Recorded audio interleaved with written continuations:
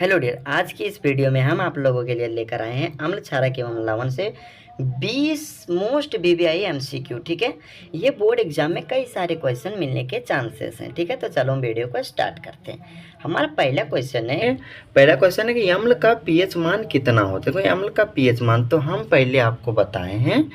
ठीक है कि जीरो से लेकर देखो 0 से लेकर 14 तक हमारा क्या होता है, पीएच स्केल में मान होता है। ठीक है, अब 0 से लेकर 7 तक हमारा यम्ल होता है 7 के अंदर, और 7 से लेकर 14 तक हमारा क्या होता है, क्षारक होता है। ये जो 7 है, ये 7 हमारा लवण होता है जिसे हम उदासीन भी कहते हैं। ठीक है, तो यहाँ पूछा जा रहा है कि अम्ल का पीएच मान, तो अम्ल का पीएच मान हमारा 7 से कम होता है, 7 से 0 तक होता है। ठीक है, तो इसमें हमारा राइट आंसर हो जाएगा डियर, इसमें हमारा राइट आंसर हो जाएगा ऑप्शन नंबर सी। ठीक है, यानी कि 7 से कम।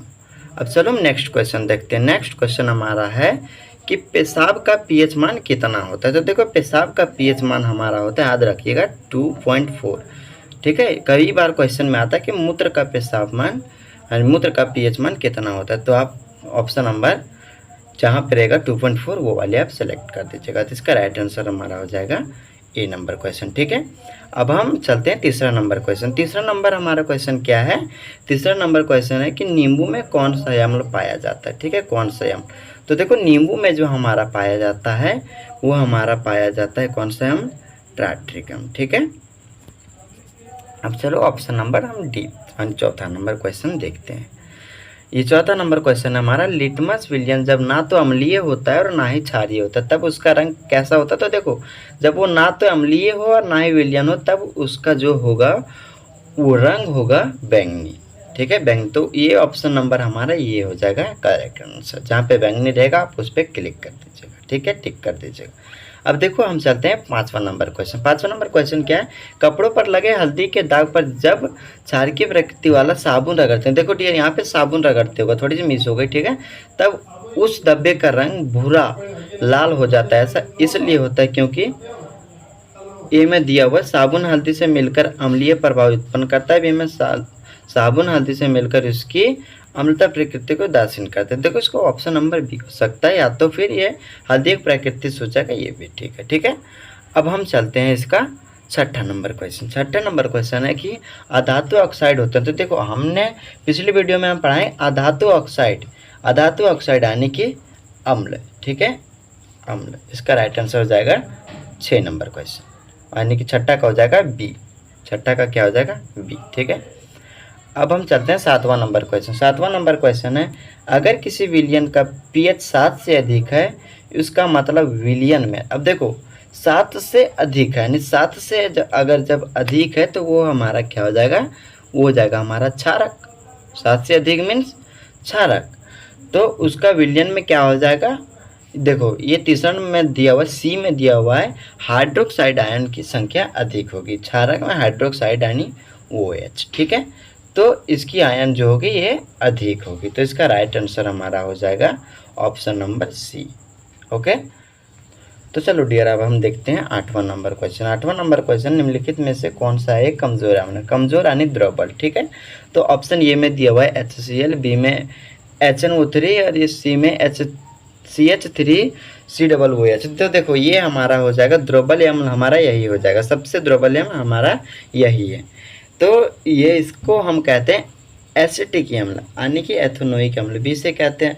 तो ये सिरका में जो खट्टा स्वाद और तीखी खुशबू आती है वो इसी के कारण आती है। ठीक है, इसी के कारण, तो इसका राइट आंसर हमारा हो जाएगा ऑप्शन नंबर सी। ठीक है, अब चलो हम क्वेश्चन नंबर 9 को देखते हैं। इमली में कौन सा इमली में पाए जाने वाले अम्ल हैं। तो देखो इस तरह से घुमा के क्वेश्चन भी पूछा जाता है। इसके पहले हमने देखा कि इमली में कौन सा अम्ल पाया जाता है, यहाँ पे लिखा हुआ है कि इमली में पाए जाने वाले अम्ल, इस तरह का सभी क्वेश्चन आता है। तो यही हो जाएगी, इसका ऑप्शन नंबर हो जाएगा ये टार्ट्रिक अम्ल। ठीक है, अब चलते हैं 10वां नंबर क्वेश्चन। 10वां नंबर क्वेश्चन है, अम्लीय वर्षा का पीएच मान क्या होता है। अम्लीय वर्षा का अगर पीएच मान पूछा जाए तो हमेशा आप ध्यान रखना 5.6 से अगर कम।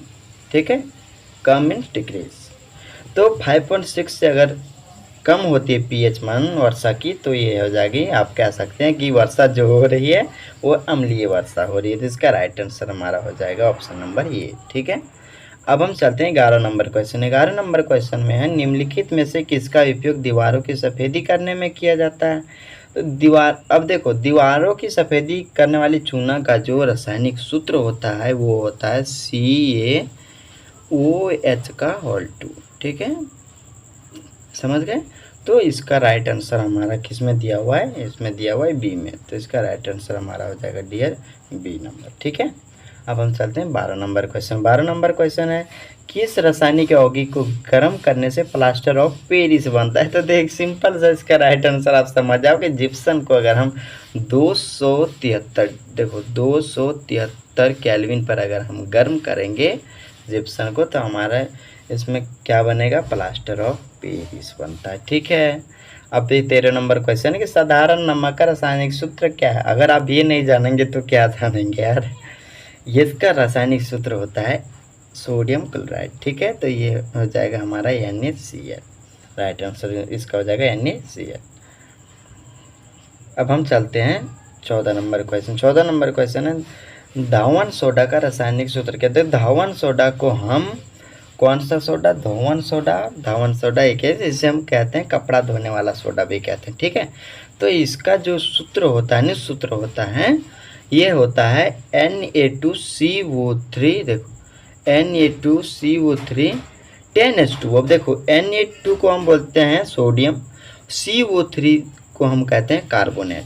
ठीक है, तो सोडियम कार्बोनेट, और 10 को हम साइंस की भाषा में कहते हैं डेका, और H2O को हम कहते हैं हाइड्रेट। तो इसको हम पढ़ेंगे सोडियम कार्बोनेट डेका हाइड्रेट। इसका राइट आंसर हो जाएगा ऑप्शन नंबर बी। ओके, अब हम चलते हैं 15वां नंबर क्वेश्चन। 15वां नंबर क्वेश्चन में क्या है, टूथपेस्ट कैसा होता है। तो टूथपेस्ट जो हमारा होता है ये क्षारीय होता है। कैसे होता है, क्षारीय। इसका pH मान हमारा 7, इसका जो होता है pH मान ये क्या होती है, 7 से अधिक होती है। ठीक है, 7 से अधिक होती है। अब चलते हैं नेक्स्ट नंबर क्वेश्चन। नेक्स्ट है, 16वां निम्नलिखित में से कौन सा अम्ल है। अब देखो अम्ल क्या है, जल में H+ आयन देता है। ठीक है, H+ आयन देता है। तो देखो H+ आयन कब देगा, जब इसके स्टार्टिंग में H रहेगी। ठीक है, तो ये स्टार्टिंग में H हमारा कहाँ है, ये ऑप्शन नंबर सी यानी HCl। ठीक है, हाइड्रोक्लोरिक अम्ल। तो इसका राइट आंसर हो जाएगा सी। अब चलते हैं नेक्स्ट क्वेश्चन। नेक्स्ट हमारा 17वां, जब किसी विलयन की pH मान घटती है तब विलयन में H+ आयन की सांद्रता।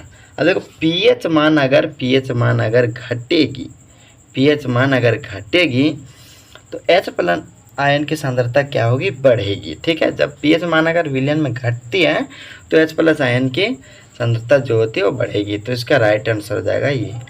ठीक है, अब 18वां नंबर क्वेश्चन, सोडियम कार्बोनेट का अनुसूत्र है। अब देखो सोडियम कार्बोनेट, सोडियम Na, इसका 2 होता है। ठीक है, तो कार्बोनेट का होता है CO3 यानी Na2O सीरीज, जहाँ पे है Na2CO3 वहाँ पे आप टिक कर दो। तो यह कहाँ है, ऑप्शन नंबर ये में, जिसका ऑप्शन नंबर ये करेक्ट आंसर हो जाएगा। ठीक है, सोडियम कार्बोनेट। अब 19वां नंबर क्वेश्चन, इनमें से कौन सबसे अधिक अम्लीय। तो देखो अम्लीय 0 से 7 के अंदर। ठीक है, तो अगर जितना ये अम्ल का जितना pH मान कम होते जाएगा उतना ये अधिक अम्लीय होगा। अगर ये 2 है, pH मान अगर 2 है तो अधिक अम्लीय, अगर 4 है तो इससे थोड़ा सा कम है अम्लीय। ठीक है, तो जितना कम pH मान होगा उतना ज़्यादा अम्लीय होगा। तो सबसे कम इसमें कौन से ऑप्शन में दिया हुआ है, इसमें दिया हुआ है बी नंबर ऑप्शन में दिया हुआ है 1, यानी कि सबसे अम्ल जो सबसे ज़्यादा अम्लीय होगा ये बी नंबर हो जाएगा। राइट आंसर इसका हो जाएगा बी। ओके, चलो अब लास्ट क्वेश्चन हम देख लेते हैं। धातु के ऑक्साइड होते हैं, धातु के ऑक्साइड क्या होगा, धातु के ऑक्साइड यानी कि क्षारक। धातु के ऑक्साइड मीन्स क्षारक। तो इसका राइट आंसर, करेक्ट आंसर हो जाएगा इसका बी।